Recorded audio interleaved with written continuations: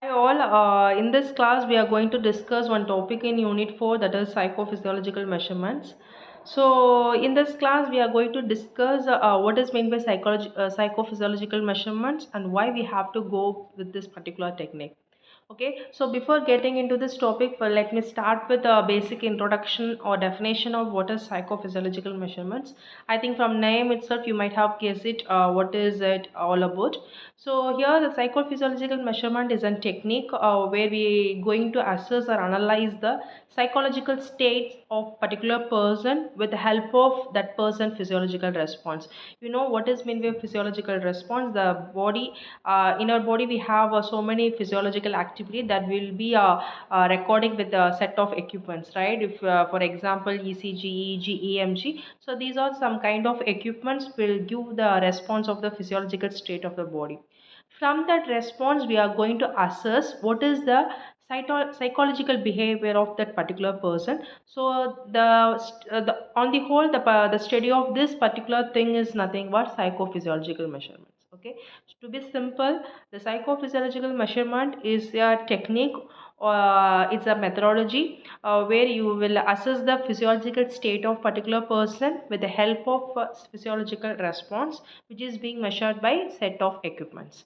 Okay, so why this particular measurement is very much important? Okay, why we have to go with this? In the sense, this particular technique will provide valuable insights about how the person is emotionally, and what is the emotional behavior of that particular person, what is the actual mental state of that particular person, and we can able to analyze the cognitive cell of that person, and then other physiological process. So these psychology related process and behavior and skill, everything we will related, and we can do some kind of research study in this particular technique. So that is in this way the psychophysiological measurements plays a vital role.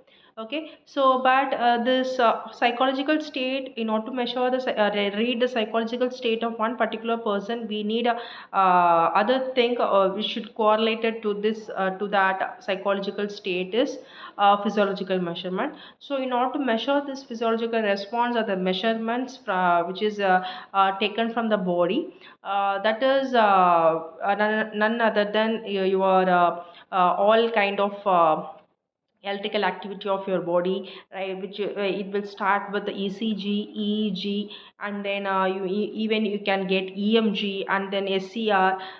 SCR is nothing but skill conduction distance. That is one important topic that we will be discussing next class.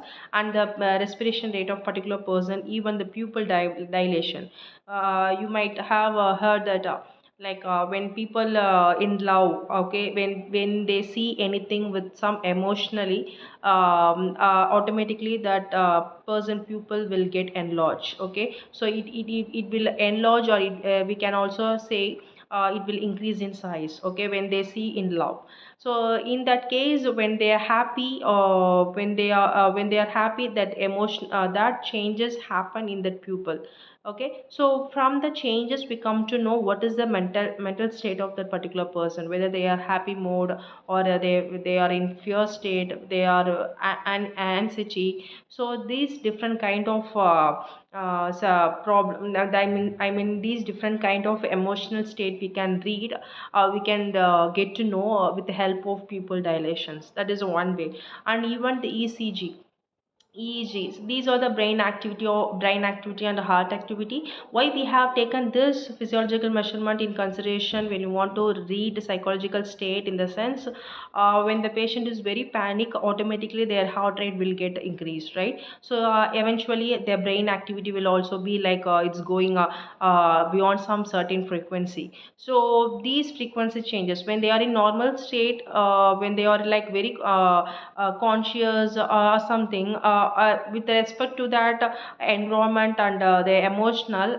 each of this activity will get vary, each of this electrical activity or physiological response will get vary. So based on that response we will easily get to know how the patient is feeling, in what state they are right now, like that we can come to know.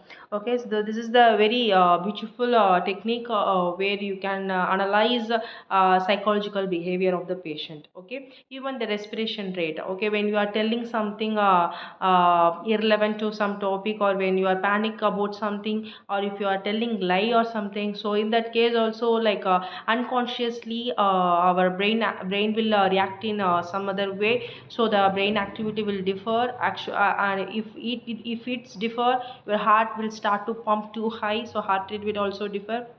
And then your respiration will rate will also affect, it also goes too high. So these kind of changes is happen because your behavioral changes, emotional changes. Okay, that is the thing, it will that is the state. It clearly reveals that it is clearly evident that you are going to tell lie. So these are the things that we can easily assess with the help of these physiological measurements. So that is the topic that we are going to discuss further in next class. Okay, so in next class we will be continue with this topic, where we will be discussing what are the different types of physiological measurements we can do in our body. Okay, so thank you.